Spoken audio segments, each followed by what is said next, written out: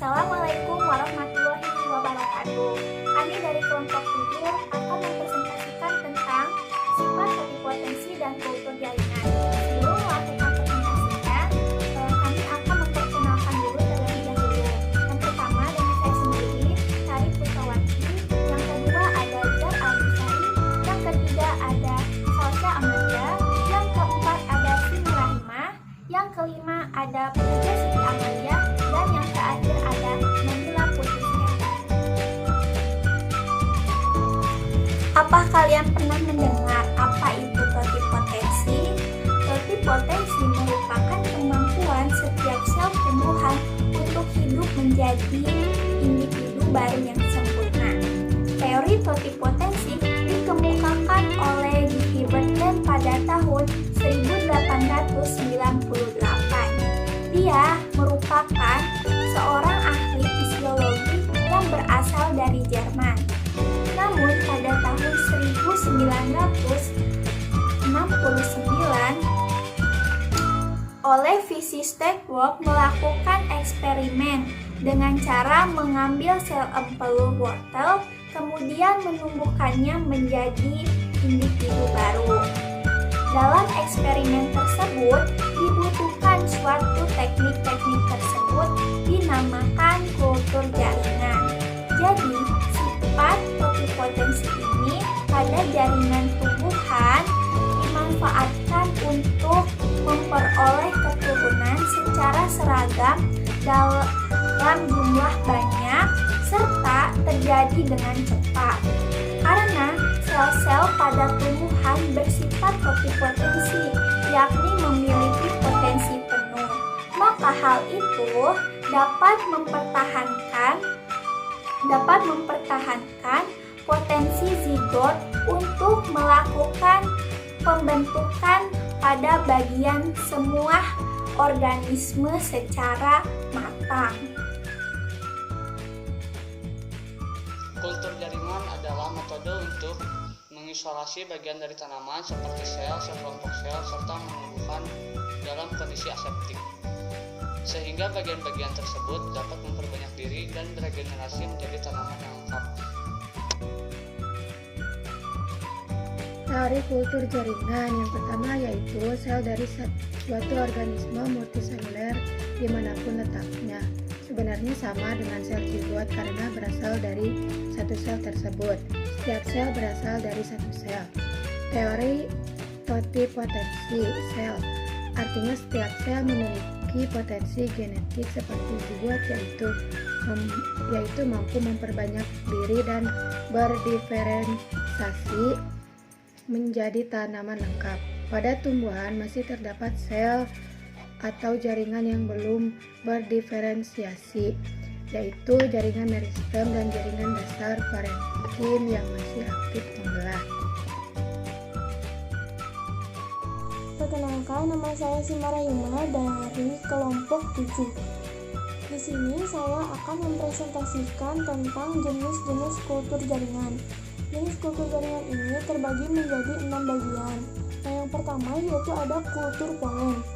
Kultur polen ini merupakan kultur jaringan yang menggunakan serbuk sari sebagai eksplantnya atau jaringan yang dipilih untuk melakukan kultur. Nah, yang kedua yaitu ada kultur embrio. Kultur ini merupakan jenis kultur yang memanfaatkan bagian tanaman yang berupa embrio tanaman. Yang ketiga yaitu ada kultur protoplasma. Merupakan jenis kultur yang menggunakan sel jaringan hidup tanpa dinding sebagai eksplantnya.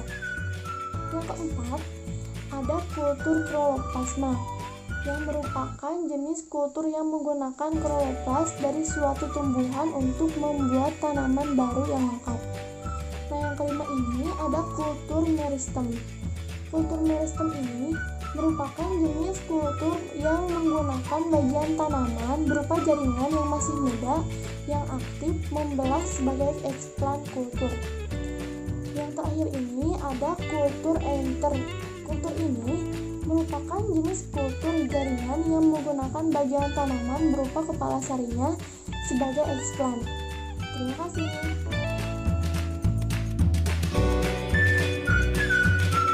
Tahapan dalam melakukan teknik kultur jaringan yaitu yang pertama sterilisasi.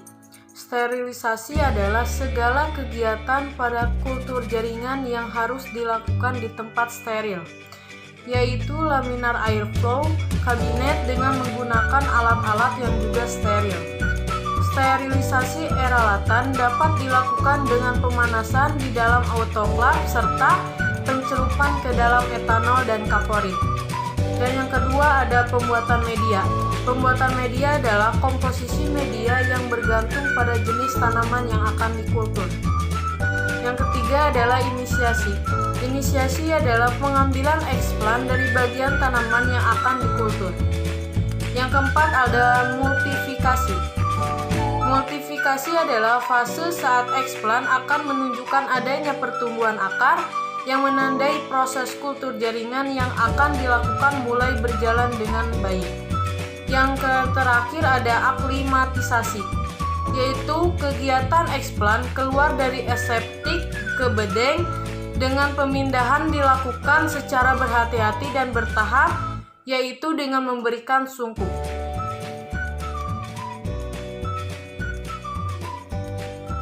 Assalamualaikum warahmatullahi wabarakatuh. Perkenalkan, nama saya Nabila Putri Suherman dari kelas 11 IPA 5. Di sini saya akan menjelaskan tentang keunggulan pembibitan dengan teknik kultur jaringan.